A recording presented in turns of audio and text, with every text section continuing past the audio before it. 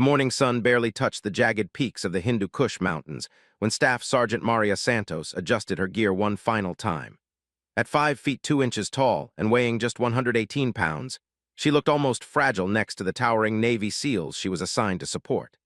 The Special Operations team had been skeptical when command told them their medic would be a woman, especially one who looked like she could blow away in the mountain wind.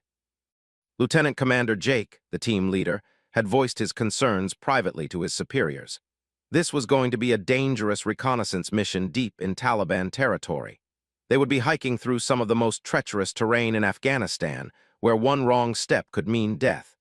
The last thing he needed was to worry about protecting someone who might not be able to keep up. Maria had heard the whispers, seen the sideways glances. She had dealt with doubt her entire military career. Growing up in a small town in Texas, she had been the smallest kid in her class, often overlooked and underestimated. But what she lacked in size, she made up for in determination and an iron will that had been forged through years of proving herself. The mission briefing was straightforward on paper, but deadly in execution. Intelligence had located a high-value Taliban commander in a remote village nestled between two mountain ranges. The team's job was to conduct surveillance, gather intelligence, and if possible, capture or eliminate the target. They would be inserted by helicopter at night, and would have to hike 15 miles through enemy territory to reach their objective. As the Chinook helicopter lifted off from forward operating base Chapman, Maria felt the familiar flutter of nerves mixed with excitement. She had been on dozens of missions, but this one felt different. The intelligence reports indicated heavy Taliban presence in the area, and recent attacks on coalition forces had put everyone on edge. The team consisted of 6 highly trained SEALs and Maria. Each man carried between 60 and 80 pounds of gear, weapons, and ammunition. Maria's medical kit alone weighed 45 pounds, but she also carried her rifle, body armor, and survival equipment. Despite her small frame, she had trained relentlessly to build the strength and endurance needed for these missions. The helicopter touched down in a small clearing surrounded by rocky outcroppings. The team quickly disembarked and began their trek toward the target location. The terrain was unforgiving, with loose rocks that could give way without warning and steep inclines that tested even the most physically fit soldiers. For the first few hours, the team moved in relative silence, communicating through hand signals and staying alert for any signs of enemy activity. Maria kept pace without complaint, her breathing steady despite the thin mountain air and heavy load she carried. As they climbed higher into the mountains, the temperature dropped significantly. The wind picked up, creating a howling sound that echoed through the valleys below. Visibility became limited as clouds rolled in, and the team had to rely more heavily on their night vision equipment and GPS systems to navigate. Around midnight, they reached their first checkpoint, a small cave system that provided temporary shelter from the elements. The team took turns resting while others maintained security. Maria used this time to check her medical supplies and review the emergency procedures she might need to implement if things went wrong. Lieutenant Commander watched her carefully during these quiet moments. He had to admit that she had kept up better than he had expected, but the real test would come when they encountered enemy contact. Combat was unpredictable, and he wondered if she would be able to handle the chaos and violence that might follow. The second phase of their journey took them along a narrow ridge line that offered strategic views of the surrounding area, but also exposed them to potential enemy observation. They moved slowly and deliberately, using natural cover whenever possible and constantly scanning for threats. It was during this phase that they encountered their first sign of Taliban activity. Fresh footprints in the dirt indicated that enemy fighters had passed through the area recently. The team immediately went into high alert mode, weapons ready and senses heightened. Maria felt her heart rate increase as the reality of their situation became clear. They were deep in enemy territory, miles from any support, and potentially walking into a trap. But her training kicked in, and she focused on her breathing and maintained her position in the formation. As dawn approached, they reached their final destination, a rocky outcropping that provided an excellent view of the target village below. The SEALs began setting up their surveillance equipment while Maria established a small aid station in case anyone was injured during the operation. Through their scopes, they could see the village coming to life as the sun rose. Women were drawing water from wells, children were playing in the streets, and men were going about their daily routines. It looked peaceful, but intelligence indicated that somewhere in that village was one of the most wanted Taliban commanders in the region. The team settled in for what could be a long wait. Surveillance operations sometimes lasted for days, requiring patience and discipline to maintain their position without being detected. They rotated shifts for observation duties while others rested or maintained their equipment. As the day progressed, they began to identify potential targets moving through the village. Several men matching the description of their primary target were spotted, but positive identification would require more time and observation. It was late in the afternoon when everything changed. A shepherd boy, no more than 12 years old, was leading his goats along the hillside when he spotted something unusual among the rocks. At first, he thought it might be an animal, but as he moved closer, he realized he was looking at the barrel of a rifle. The boy's shout of alarm echoed across the valley, immediately alerting the entire village to the presence of intruders. Within minutes, armed Taliban fighters began pouring out of buildings and taking defensive positions throughout the village.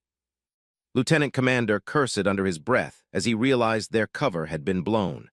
The mission had just transformed from a surveillance operation into a potential firefight, and they were outnumbered and surrounded by hostile territory. Maria felt a surge of adrenaline as she prepared for what might come next. All her training, all the doubt and skepticism she had faced, had led to this moment. She gripped her rifle and waited for orders, knowing that the next few hours would test every member of the team in ways they had never been tested before. The Taliban fighters were organizing quickly, and it was clear that they had experience dealing with coalition forces. Radio chatter indicated that reinforcements were being called in from neighboring villages, which meant the team's situation was about to become much more dangerous. As the sun began to set behind the mountains, painting the sky in shades of orange and red, the stage was set for a confrontation that would push Maria Santos and her teammates to their absolute limits. None of them knew that before this mission was over, the tiny female soldier they had doubted would become their salvation. The first shots rang out just as darkness settled over the mountain village. Muzzle flashes lit up the evening like deadly fireflies as Taliban fighters opened fire from multiple positions. The SEAL team immediately took cover behind the rocky outcropping, returning fire while trying to assess their situation. Lieutenant Commander quickly realized they were in serious trouble. Intelligence estimates had been wrong about enemy numbers. Instead of a small Taliban cell, they were facing what appeared to be an entire company of fighters, possibly 40 to 50 men who knew the terrain better than they did. Maria pressed herself against the cold stone, her medical training taking over as bullets whined overhead. She could hear the distinctive crack of AK-47 rounds impacting the rocks around them, sending sharp fragments flying in all directions. Her first priority was to keep track of her teammates and be ready to provide medical aid if anyone was hit. Sergeant First Class Tommy, the team's communications specialist, was trying desperately to establish contact with their base. The mountains were interfering with radio signals, and every attempt to call for extraction or air support resulted in static. They were on their own, surrounded by enemy fighters who were systematically closing off their escape routes.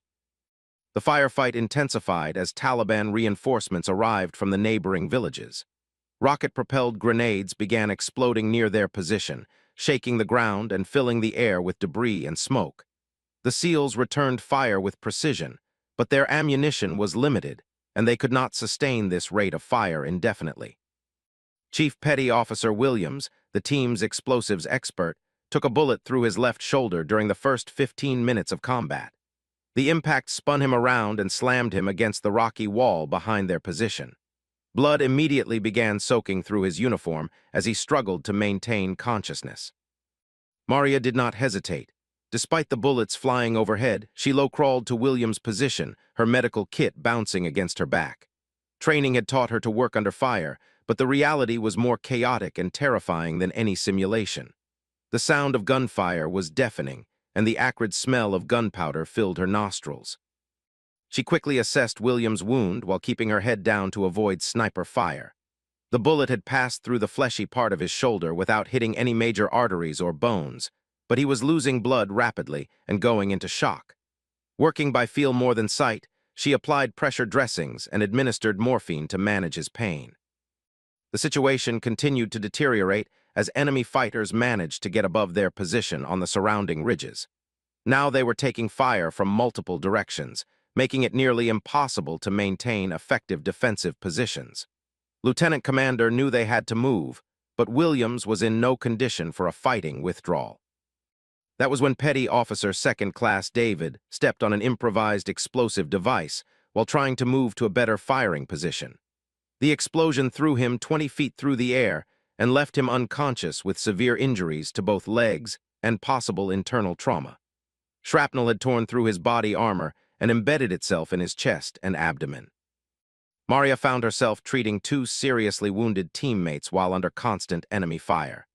Injuries were life-threatening and required immediate attention, but moving him would be extremely dangerous for both of them. She made the decision that would define her military career. She would stay with the wounded regardless of the personal risk. Working with incredible speed and efficiency, she stabilized bleeding and established an airway to help him breathe. His pulse was weak and thready, indicating severe blood loss and possible internal injuries. Without immediate surgical intervention, he would not survive the night. The tactical situation had become hopeless. The remaining 4 able-bodied SEALs were running low on ammunition, and enemy fighters were closing in from all sides. Radio communications remained impossible, which meant no chance of air support or extraction. Lieutenant Commander made the hardest decision of his career. They would have to attempt a fighting withdrawal and carry their wounded teammates to safety. The plan was ambitious and desperate. They would use their remaining grenades to create a diversion, then move down the opposite side of the mountain under cover of darkness.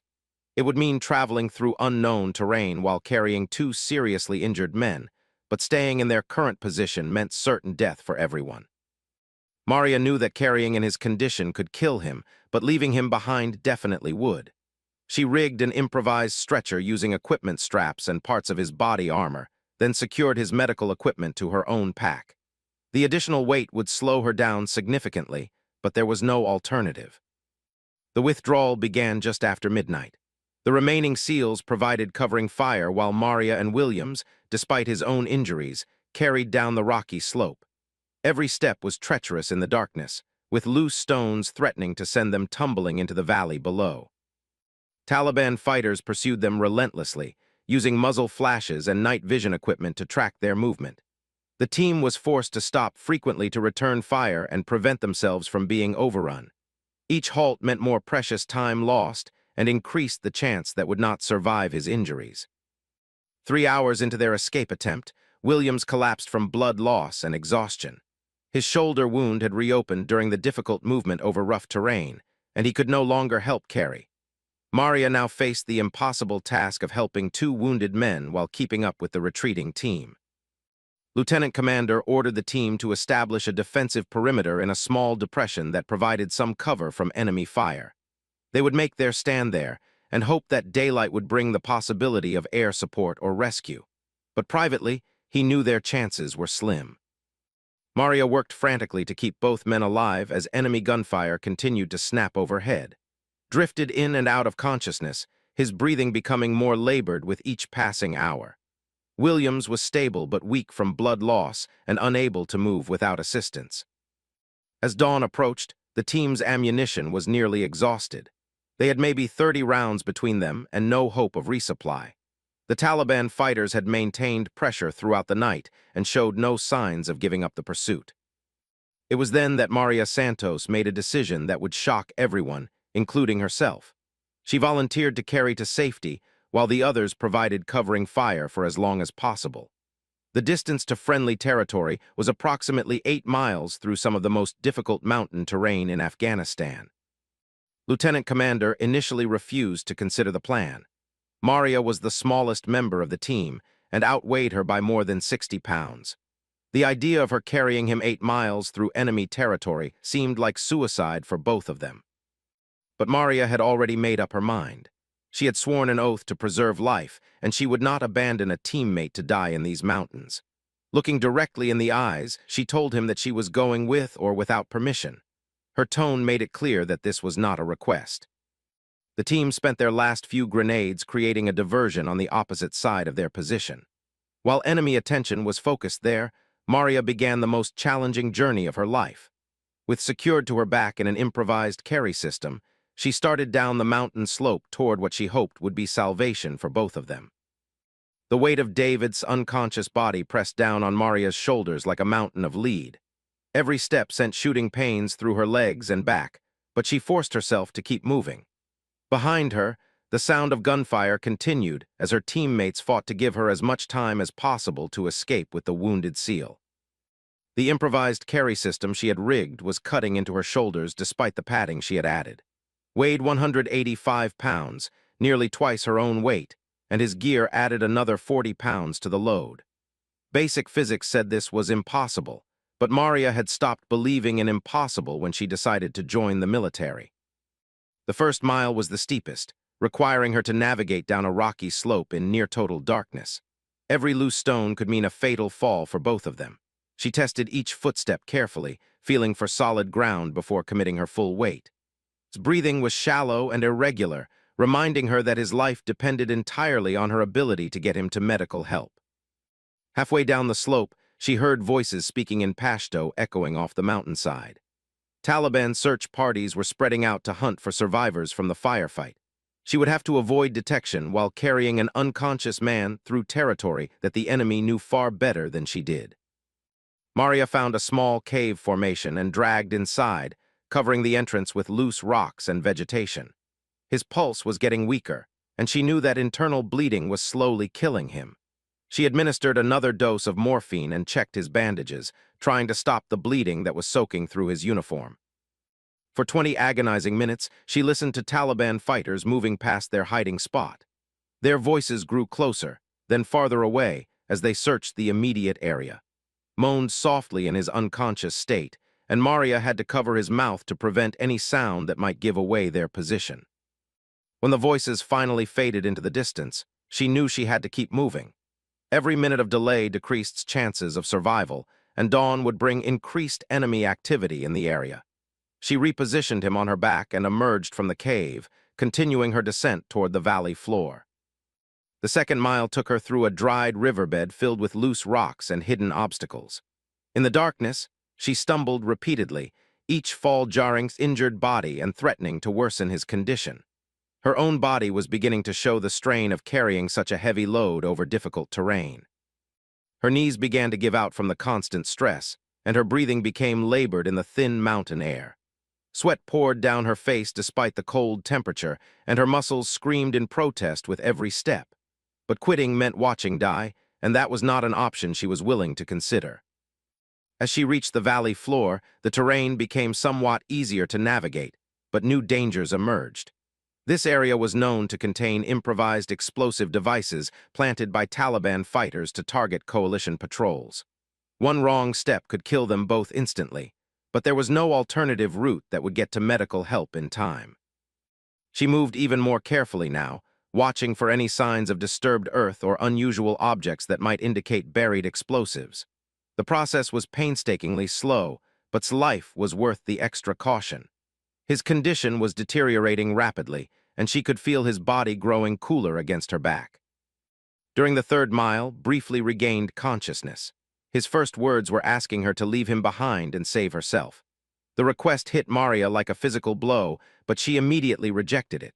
"No one gets left behind" was more than just a military slogan to her.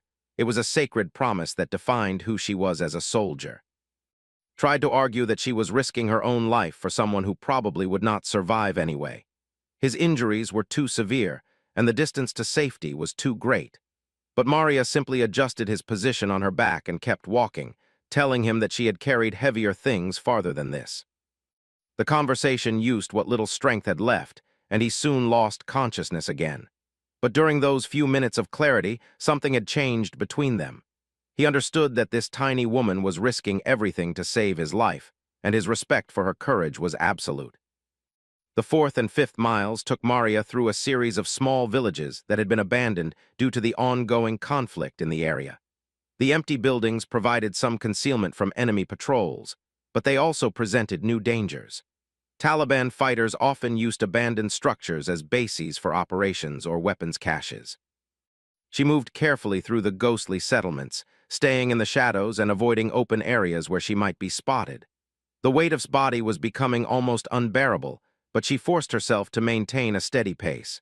Rest would mean certain death for both of them. In one village, she discovered a small medical clinic that had been ransacked but still contained some useful supplies. Working quickly, she found intravenous fluids and administered them through a catheter in his arm. The additional medical support bought them more time, but his condition remained critical. The 6th mile brought new challenges as the terrain became rockier and more difficult to navigate. Her legs were shaking with exhaustion, and she had to stop frequently to prevent herself from falling. Each rest period was a calculated risk between her physical limitations and medical needs. During one of these breaks, she heard helicopters in the distance. For a moment, hope flared in her chest as she thought rescue might be approaching. But the aircraft were flying in the wrong direction, probably responding to the firefight at their original position rather than searching for survivors. She used her emergency radio to try establishing contact with the helicopters, but the mountains interfered with transmission just as they had earlier. The frustration was overwhelming, but she forced herself to focus on the task at hand. Getting to safety was still her responsibility, regardless of whether help was coming. The 7th mile pushed Maria beyond her physical and mental limits. She was running on pure willpower now, her body having exhausted its normal reserves hours ago. Her vision blurred with fatigue, and she began to hallucinate slightly from dehydration and stress. His condition was becoming critical. His breathing was so shallow that she had to check repeatedly to make sure he was still alive. Blood loss and internal injuries were slowly killing him despite her medical interventions. She knew that if she did not reach help soon, all her efforts would be in vain. As she climbed over a rocky ridge, she saw lights in the distance that looked different from village fires or enemy positions. The pattern was too organized, too military in appearance. With her heart pounding with renewed hope, she realized she was looking at forward operating base shank, approximately 1 mile away. The final mile was the longest of her life. Knowing that salvation was within reach made every step more painful, every minute more agonizing. Her body wanted to collapse, but her mind drove her forward with thoughts of life hanging in the balance. Security personnel at the base spotted her thermal signature on their night vision equipment when she was still several hundred yards away. At first, they thought they were seeing an enemy fighter carrying supplies or weapons. It was not until she got closer that they realized they were looking at an American soldier carrying a wounded teammate. The base erupted into controlled chaos as medical personnel rushed to meet her. Was immediately taken to the trauma center where surgeons worked to save his life. Maria collapsed the moment his weight was lifted from her shoulders, her body finally giving in to 8 hours of impossible physical stress. Later, after his condition had stabilized and she had recovered enough to speak coherently, the full story of her incredible journey became known. She had carried a man nearly twice her weight for 8 miles through enemy territory, navigating by starlight and sheer determination. The SEALs who had remained behind to cover her escape were eventually extracted by helicopter after calling in airstrikes on the Taliban positions. When Lieutenant Commander learned what Maria had accomplished, he was speechless. The tiny soldier he had doubted had just completed one of the most remarkable rescues in military history. Survived his injuries and made a full recovery, thanks entirely to Maria's refusal to leave him behind. Her actions earned her the Silver Star, but more importantly, she had proven that courage and determination matter more than size when lives are on the line. The story spread throughout the military community, inspiring countless others and changing perceptions about what female soldiers could accomplish. Maria Santos had not just saved a life that night. She had shattered stereotypes and opened doors for future generations of women in combat roles. Years later, when people asked her how she managed to carry a man twice her size 8 miles through the mountains, Maria would simply smile and say that the weight of leaving someone behind would have been much heavier to carry for the rest of her life.